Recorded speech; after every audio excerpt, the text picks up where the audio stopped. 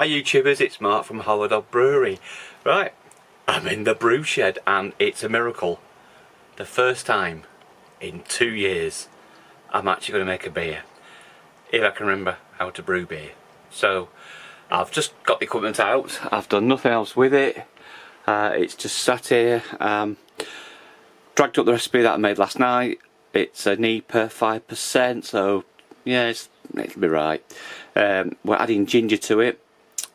So the brew's here, it's turned on, it's 18.7 degrees, but there is no water in.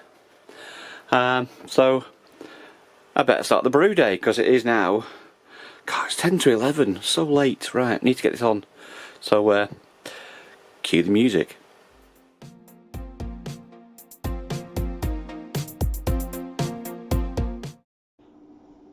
So the mash has just finished, it's been in there an hour. I'm going to give it an extra half hour to give myself some time. I forgot to do a starter, so I'm going to use Cross My Aloof Haze yeast, which was actually best before August 22. It's only 11 months out of date, I'm sure it'll be fine. So yeah, I'm going to make a starter in the thing I never ever use, my conical vessel. Yes, I know. So doing the starter, and then I'll hopefully, well, I'm going to start the boil soon anyway. There's no hops till the hop stand, so I might give it half an hour boil.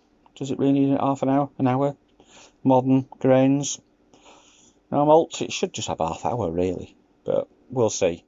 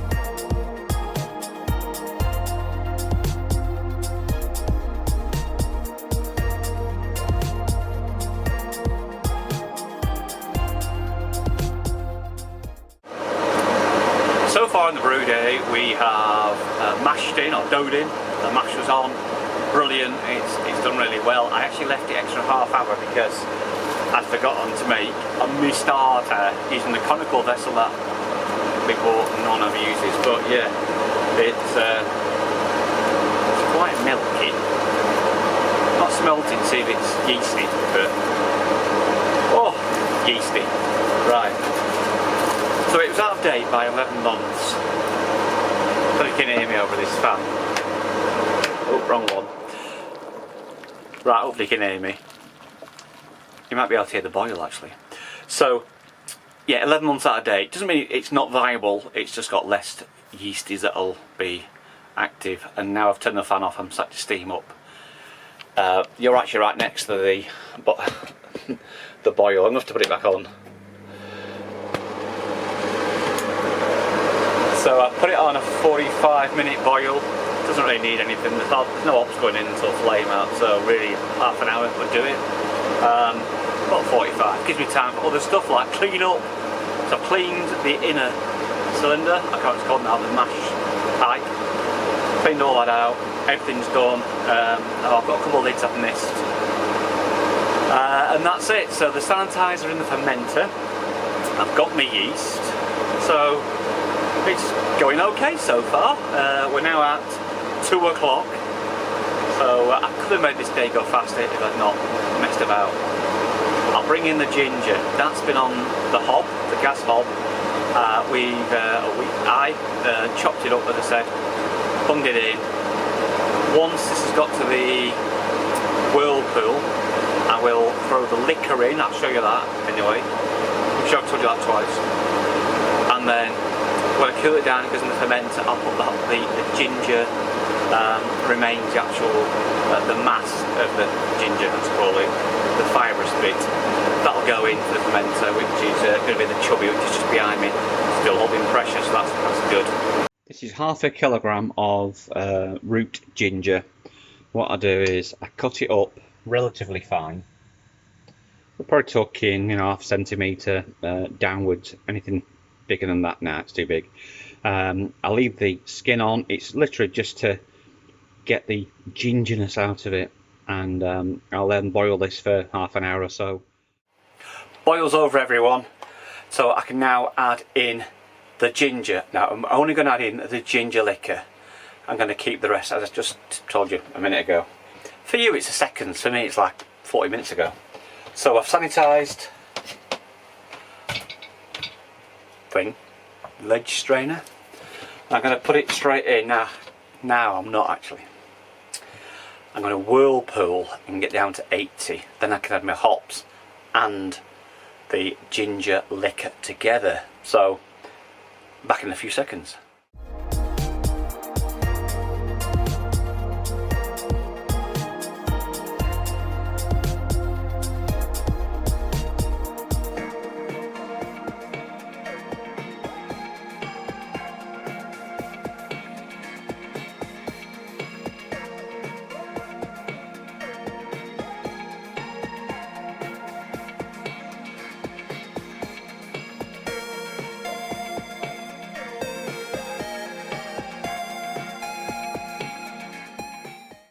Yeah, I could put them in the bag, but they're going straight in. One lot, two lots, three lots. Right, I'm going to leave them in there for 20 minutes. Look at the sight glass. You can see all the residue in there. Now, I put the pump on. It's not moving. I've got a blocked pump hole. The pump's spinning. I think it's just the input into the well, into the pump. Yeah, it's not moving, so the whirlpool is no longer whirlpooling. Ready? Pump on. Yeah, I daren't disconnect the pipe at the top and turn it on because it might just go balmy. Now the problem is all this has got wort in it, and oh, hop sand over. And if I actually go up to this bit here and disconnect it, it pours down. Right, well that says the hop stand's done. So we're still a bit high. Oh, where are you going? We're still a bit high. You see that's 74.1. We're a bit high for pitching. Let me make sure you can see me. So we're at 74 centigrade, which is just absolutely far too high to pitch. The fermenter, pressurised one, I think it says don't put any fluid in higher than 55.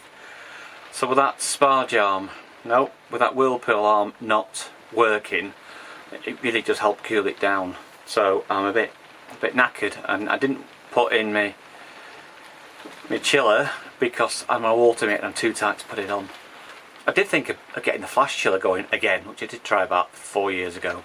I thought I should try that and just see if I can make it work a little bit. So 73.8, right, it might need some manual steering. I was trying to whirlpool, it's a bugger. I need a better filter for my Brew Monk. So apart from the Angel Brewing one, if anyone can suggest a filter for the pump inlet, write it in the comments below, because I want one. I'm not paying 20 quid for one though. I'm not paying one for £7 and £8 delivery either. Right, okay. I'll have to manually stir it and try and chill it down. Oh, I can always take the jacket off. I have got some ice stuff in the freezer that I can put round to chill it, so that's next. So we are about 55, which is a maximum temperature that the fermenter can handle. So I'm actually gonna just go for it. I'll put it in slowly. Won't make you suffer all of the this video, and then I'll add in the ginger. That's next. I've measured it. We've got 15 litres, which is what we were aiming for. You know, I was going to try and scoop these in, but I'm just going to plop them in. So it's just a straight ginger in the fermenter, and it's still quite hot. It's over 40 degrees, 45 I think. So yeah, as I'll repeat, oops, somewhat on the floor. So this is half a kilogram of root ginger, and it came from Asda, as hopefully, if I've done it right, you'll have seen on the video. If I posted the picture, if not, just take my word, it's standard cheap stuff. We actually got some awesome ginger years ago from a shop in Manchester, Chinese shop, and we got loads. It was fantastic and it was dead cheap. But this came from the local supermarket, Asda UK, or I don't care where else you live, it's Asda. I know it's owned by Walmart, but hey. Right, we're nearly done. Not much more to go now, look. I'm sure there's faster ways to do this. And for some reason my camera's flashing, something about the SD card. Maybe it's full, who knows. Right, that's it, it's all gone. Let's just move you. And there it is, all in the fermenter. So we had 15, and it's just over 15 litres now. So what I found is that the ginger normally sinks after a while, even though it's been boiling. Well, I boiled it for half an hour, or 40 minutes, left it on the top. Then the water disappeared, the liquor, as I take it the ginger absorbed it. So I then added another half litre, put it on to heat up again, about, well, just under boiling, left it to simmer again, and this is what we've got. So that's in there. It's far too seriously hot to pitch the yeast, so I might have to do what I always do, and that's stick it in the fridge.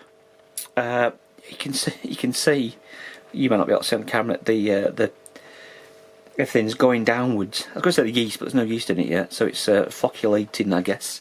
So here it is. So this is just that cross maloof haze, and so I boiled the water, let it cool down, and then added the yeast. Oh, put some sugar in, and this is what we've got. So it's yeah, that's taking off. So I don't think I'm going to pitch this yeast tonight, just because the wort's not cooled down. So what I'm going to have to do is bung it in the fermentation fridge. What I'll do is I'll purge it with a bit of CO2 first. Don't need so much, just a little layer above the wort. Then tomorrow I'll pitch the yeast, which I won't bother filming tomorrow because you've seen me pitch yeast and other home brewers pitch yeast loads. I'm very dark on the camera here. It's not a great place. This camera doesn't sit as good on the top of the fridge freezer as the other one did. Right, I'll put this in the fridge freezer and we'll come back. Well, that's it, a brew day over. Now, I have got to clean up. The beer is in the fermentation fridge. As I said, I've just primed it with CO2 in case there's some bugs in there, you know, nice little layer of CO2 above the wort. I'm repeating what I've just said, even though that's 6 minutes ago for me. Right, so, what have I made? Look at your book. So it's a Neipa. Now it's not as strong as a Neipa. Aim for 5%. I did a post-boil gravity. It was a bit warm, but I've got an ATC temperature thingy. I've just forgotten what the name it is. Yeah, optical hydrometer. God, what's it called, that thing? You know, this thing. Whatever. God, it's been 2 years. Give me a break. So I measured it on that. It's an ATC one, so it should work out the calibration. And it came out that it would be 1050. That's where it's measuring, which, or 1052. It'll come out about 5%, which is what I've actually aimed for. So this brew day is better than the gamma ray I did 2 years ago, when it was just, maybe I put too much water in last time. I know the profile for the brew monk here. I don't know if I made it up or I found it, but I find when you go onto the mash, it's too thick, so I always add a little bit more water. I need to work that out. Look, I'm going off topic. So what have I done today? So I called it a ginger Neipa. So it's 2.8 kilograms of Marisota, 200 grams of wheat malt, 190 of rolled oats or porridge oats. I did 150 of Cara malt. It says it's 29.5 on the darkness EBC, but I think it's higher. I think it's been labelled. 200 of honey malt, which I wasn't going to add, but I just figured it might give it a bit of sweetness. That's the base and speciality malts. I then added 500 grams of ginger at flame out. Also, flame out hops with 30 grams of Citra, 30 grams Galaxy, 30 grams of Mosaic, and it was a liquid, the liquor from the ginger went in at flame out as well.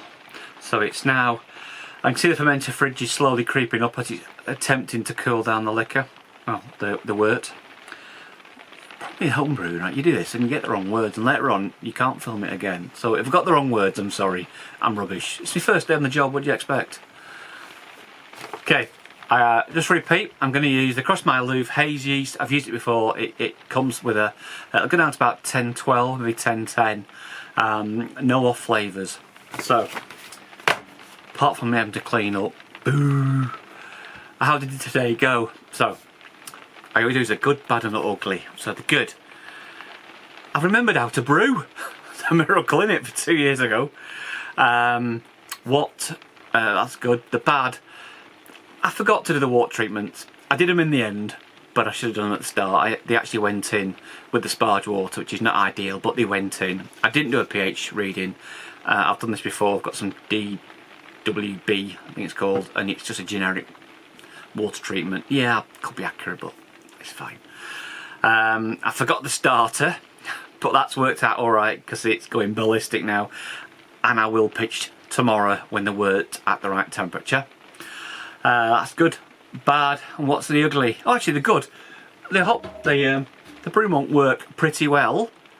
The ugly bit was my bad. I should have put the hops in a hop bag, because they've got in the bottom of the brew monk and they've made a nice little layer of silt which blocked the pump. So I can still see there is wort in the sight glass, and that's not good, because now I have to try and clean it out. I did try and blow it out with some CO2, but it's blocked. I hope to God it's not the pump that's blocked, because I've got to dismantle it. So that might be tomorrow's job. But never mind. So overall, I am happy. It's taken me twice as long as I wanted to do. I want to spend it here.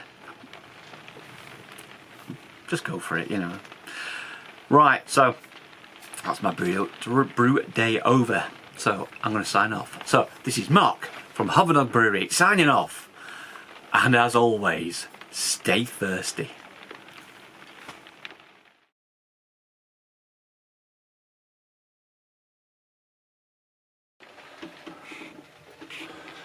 Look at the detritus in the bottom of there. To what I didn't film, when I was draining it into the fermenter, the filter got blocked as well there. But other than that, it was a good day. Happy Homebrew Wednesday, people.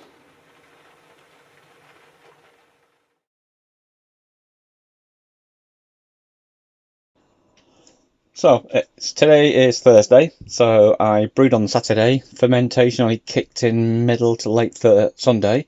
So we got Monday, Tuesday, Wednesday, Thursday, so 4 days. I've just checked it and it's at 10:15. Oh, so let's have a look. This light's going to be terrible, isn't it? And yeah. Oh, I'll tell you what, I can smell ginger. Oh wow.